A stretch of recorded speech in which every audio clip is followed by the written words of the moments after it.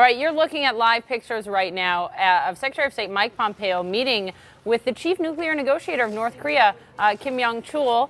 Both the former top spy chiefs of the respective nations. They are at this condominium in Midtown Manhattan, just a few blocks from where I am right now, sitting down for an extraordinary meeting. This is one of 3 meetings the two are having. We heard earlier they dined last night, and we're told by a State Department spokeswoman, Heather Nauert, that was a, quote, great dinner, but there is, quote, a lot of work to do. So now they sit down for what will be a half-day meeting, and they'll do a lot of work. These 2 men, just below President Trump and Kim Jong Un, they are setting the table for what will be, or likely will be, the June 12th summit in Singapore. And Brianna, let me bring you in here with this, because this is pretty extraordinary, these images we're seeing. Yeah, this is fascinating, right? So you don't normally get all of this access where you're looking into a meeting, and I think it just goes to show how important this is to this administration, to show that there is some obviously work being done on the front end here, Poppy. Yeah, and let's bring in our foreign policy guests as well to talk about this as we look at those pictures and try to re-rack here so people can see what's going on. Joining us, do we have our guests, guys? All right. Thank you both for being here very, very much. We appreciate it. And Jung, let me just begin with you. We're told by the State Department that this went well, the dinner last night, but there's a lot of work still to do. And you have sort of warned against underestimating Kim Jong Un here. So set the table for what you think is happening at that table right now in Midtown Manhattan. Right. So I think that it's great that they were establishing rapport, but I think steak is not going to get Kim Yong Chol to give away the store. As others have mentioned, the North Koreans consider the nuclear weapons program as a guarantee of regime security. So the next 4 hours is a hard task for Secretary Pompeo. I see that State Department and CIA are represented at that table, so he's got some seasoned Jung, I'm so sorry to Korean interrupt you. We'll be right back to you. I want to listen to President Trump speaking on the tarmac. And we're going to Dallas, we're going to Houston, and we're going to have a little fun today. Thank you very much. What are going to say, sir? I don't know. But if you know, Steve, let me know. I think it'll be very positive. The meetings have been very positive. We'll see what happens. It's a process. It's all a process. We'll see. And hopefully we'll have a meeting on the 12th that's going along very well. But I want it to be meaningful. It doesn't mean it gets all done at one meeting. Maybe you have to have a second or a third, and maybe we'll have none. But it's in good hands. That I can tell you. You know that, actually. Thank you. All right, President Trump there just moments ago in that tape that we were just able to turn around as he's leaving for a fundraising tour, heading to Texas, Poppy. And it's stunning, right? How you watch this, you see that video that we just saw coming in from where you are in New York, and it's all being so stage managed, right? This is made for television negotiations. I mean, it is, right? I mean, he was the Apprentice, reality television, and this is diplomacy playing out in real life on television in front of our eyes. And we'll go back to you, Zhang. It is remarkable, as Brianna points out, the fact that we saw those pictures just moments ago of Secretary of State Mike Pompeo and Kim Jong Chol sitting down. And then we have the president saying just there, yeah, looks like we're maybe going to have the summit.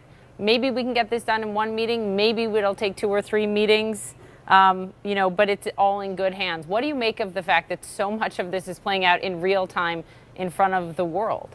If anybody knows how to play real time and optics, it's the North Koreans. Their regime is built on propaganda and making sure that the people see what they want to see. I think the North Koreans have been pretty clear and consistent that they're not going to give up their nuclear weapons. But I think Kim Yong Chol is going to dangle just enough in front of Secretary Pompeo so that Pompeo can return to Trump and say that everything's fine and that the summit can go ahead. And Sean, you heard the president speaking there, right? He said I mean, a lot of it was kind of just platitudes, right? He said it's very positive. The meetings have been positive. Hopefully still going to have the June 12th summit going on. Maybe there will be a second or third meeting. That was sort of curious. Did he mean a second or third meeting between him and Kim Jong Un? I mean, so he's opening the door to that, but then he also said maybe there will be no meeting. So all possibilities here on the table. Right, and I think we have to recognize this for what it is. Over the past couple of weeks, there has been this effort to kind of manage expectations with regard to this meeting, if it should happen. You know, this is interesting because the administration has gone from a very clear and matter-of-fact decision to want clear, verifiable, and irreversible dismantling of North Korea's program to maybe there'll be a second meeting, maybe this is a process, maybe this will take place over time, which is a bit of a shift on the part of the administration. So I found it very interesting what the president said there, but I also think it's really interesting that you've got two former heads of intelligence agencies that have been adversaries for a long time, sitting down across the table from each other. And these two men look, this is not for them. It's not just about getting this summit back on track. It's about getting a sense for what the other side is thinking and figuring out how much wiggle room there is and whether or not there's even a reason to go forward with this summit. I think that for right now, we're still fairly far apart with regard to what North Korea is willing to give and what the United States absolutely wants. And Jung, Russia is now a larger part of the picture here, right? Because you have the Foreign Minister Sergei Lavrov sitting down with Kim Jong Un this morning, and two notable things that came out of that meeting. We all know where sort of Russia stands in terms of being more an ally with North Korea than with the United States on this. But he said that sanctions must be lifted against North Korea until denuclearization can happen, one. And he also warned against, quote, sudden moves in these negotiations. Jung, what do you think Russia's trying to do here? So Russia's been sidelined in most of this process. And I think that the Russians, like the Chinese, want denuclearization. But the Russians and the Chinese do agree that there has to be some sort of phased approach, that North Korea has to have some incentives to move forward on denuclearization.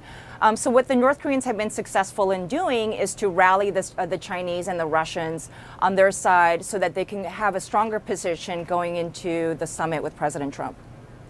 And Sean, can you imagine, we just heard Elise Labott reporting about how there is this sticking point over denuclearization. So it seems like there's just one, but this is huge, right? This is a gulf between how North Korea is going to define this, what they are going to accept, what the U.S. wants to see. Clearly, the president wants to shut it all down, but it's very difficult to see how Kim Jong Un would be on board with anything really close to that. Yeah, as you know, as this summit goes forward, we know what the United States wants, and Kim Jong Un actually goes into this meeting with somewhat of an advantage, because what we're really trying to figure out here is what he's willing to give. There's no ambiguity about what the United States wants. It's about what he's willing to give. So I think at this point, as we move forward, if the president stays at the table, knowing that he's not going to get the grand deal, then that is somewhat of a victory for Kim and for North Korea. Depending on what he does, when he stays at the table, that'll tell us whether or not the president is actually going to be able to get something that his predecessors have not been able to get. But at this point, you're right. We still got a vast gulf here between what the United States wants and what North Korea is willing to give. That's what he wants, Poppy, the grand deal. It's hard to imagine the president wanting something different, right? It's very, very hard to imagine that. Guys, thank you very much. We appreciate it.